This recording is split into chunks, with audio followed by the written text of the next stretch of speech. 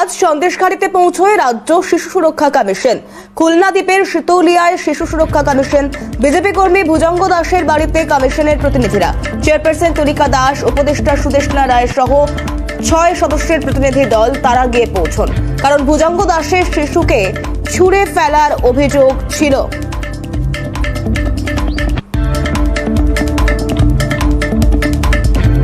সন্দেশখালীতে রাজ্য শিশু সুরক্ষা কমিশন ভুজঙ্গ দাসের শিশুকে ছুঁড়ে ফেলবার অভিযোগ ছিল।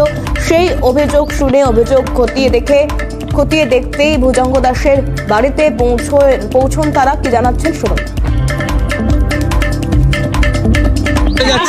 যায়নি এই খবর আমরা পাওয়া মাত্র আমরা এখানে চলে এসেছি। আমার সঙ্গে রয়েছেন আমাদের আরেকজন অ্যাডভাইজার প্রসূন ভৌমিক, আমাদের মেম্বার যশবন্তী শ্রীমানি এবং আমাদের চেয়ারপারসন তো আপনারা দেখেইছেন, এবং আমাদের সেক্রেটারি কমিশনের। আমরা এসেছি এটাই দেখতে, কারণ আমাদের কাছে খবর এসেছে যে একটি শিশুর উপরে হয়েছে। আমাদের কাছে একটি শিশুই ইম্পর্ট্যান্ট। আমরা জানতে চাই যে সত্যি কি ঘটনা ঘটেছিল, কেন ঘটেছিল, কেন এইভাবে একটি শিশু, এবং সে কেমন আছে, তার পরিবার কেমন আছে, এবং আশপাশে অন্যান্যরা কেমন আছে।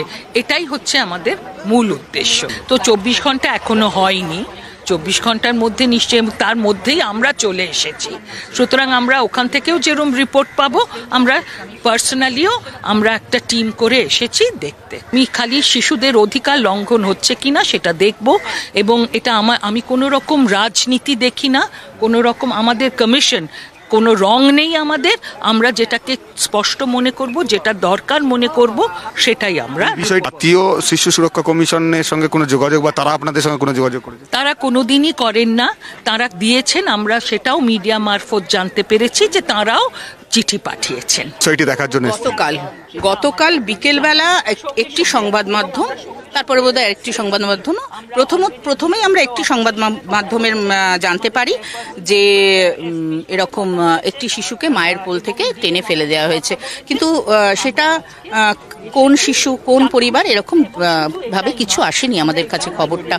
তো কিন্তু আমরা তখনই ডিএমকে এবং এসপিকে চিঠি করেছি। আমরা জানতে চাই একটা 24 ঘন্টার মধ্যে আমাদের রিপোর্ট পাঠাবেন ওনারা।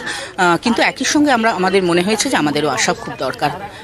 আমরা সেই পরিবারের সাথে যোগাযোগ করতে চাই, বাচ্চাটি কেমন আছে দেখতে চাই।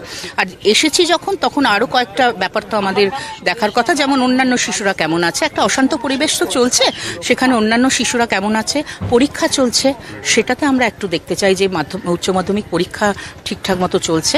এসেছি যখন, তখন এই 2-3টে জিনিস আমাদের যেগুলো কনসার্ন আমরা দেখে যেতে চাই। অবশ্যই।